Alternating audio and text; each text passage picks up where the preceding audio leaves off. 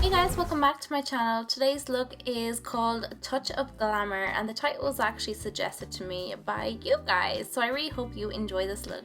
So first I'm going to start by priming those lids, super duper important, and then I'm going to start by using Makeup Geek transition shade all over my lid. This is A, going to set your primer, and B, it's going to help your other eyeshadows blend more smoothly and more evenly and just give you that overall flawless finish on the eye. Next, I'm going in with another Makeup Geek eyeshadow. This is called Creme Brûlée, and I'm just putting this right into the crease using a fluffy blending brush and blending it slightly upwards. So I'm kind of just blending it back and forth and then twirling it around in circular motions to kind of blend it upwards. Next, I'm going in with an eyeshadow from Rodale. This is a cream eyeshadow, and I'm using this to just really give a base for my pigment, give it something to stick to and make the colors that I put on top look a little bit more pigmented. But this is just to work as a base rather than color. Now I'm going in with another Makeup Geek eyeshadow. This is called Cocoa Bear, and this is a lovely reddish brown. It's just beautiful, and I wasn't happy with my crease shade, so I just went in with that just to darken it. And then I'm going in with Makeup Geek's Bitten. This is a deep plum eyeshadow, and I'm placing this in the inner corner and also the outer corner and then connecting them through the crease. So I'm just leaving that kind of gap in the center. It's kind of creating that halo or spotlight effect, but I'm not going for the whole spotlight effect today because I'm not going to be including the bottom lid, just the top lid.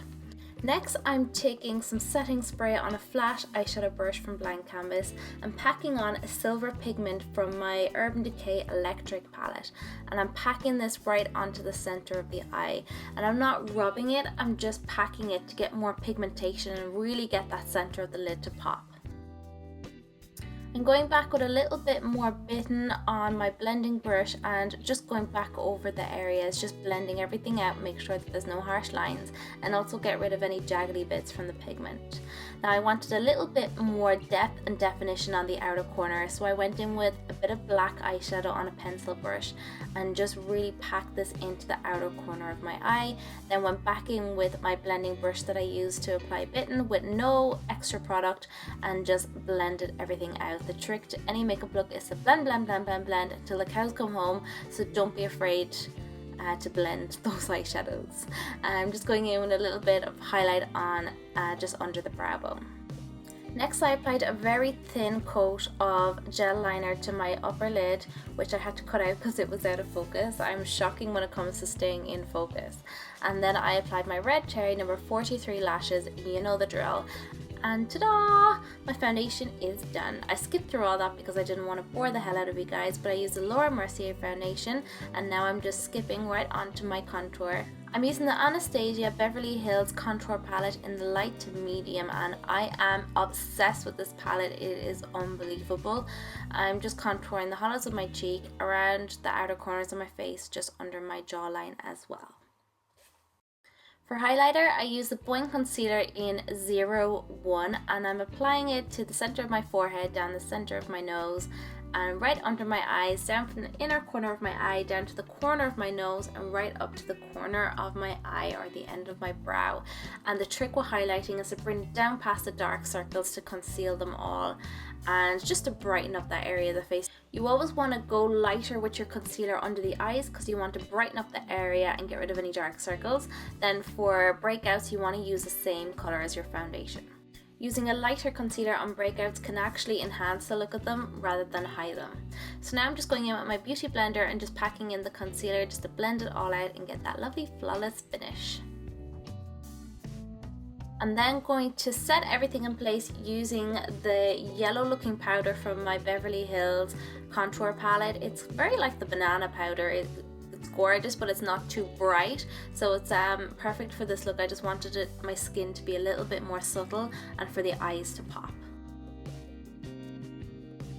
For blush, I'm using NARS NARS Orgasm, and I'm just applying it on the apples of my cheek, blending very gently black to the top of my ear.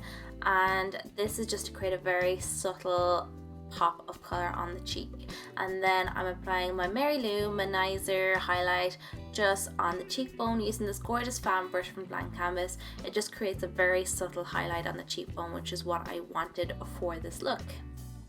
Moving back up to the eyes for the finishing touches, I'm just applying a little bit of Bitten and Cocoa Bear on a pencil brush, and I'm just blending this on my lower lash line until it's nice and smooth. And I'm also putting a black pencil liner just on the waterline and finishing off with a bit of mascara. And then moving on to the lips, I'm using NYX Natural lip liner and Gerard Cosmetics Buttercup, which is a nice nude color. And that's pretty much it, guys. I really hope you enjoyed this video. Thumbs up if you liked it, and don't forget to subscribe if you're new, and I'll see you guys next week. Have a lovely weekend. I love you lots. Take care. Bye bye. Texture, but as soon as you add water to it, it turns into that nice oily texture. And this is made from pure essential oils. It's made from beeswax and also rose water. So the beeswax actually strips off all your makeup,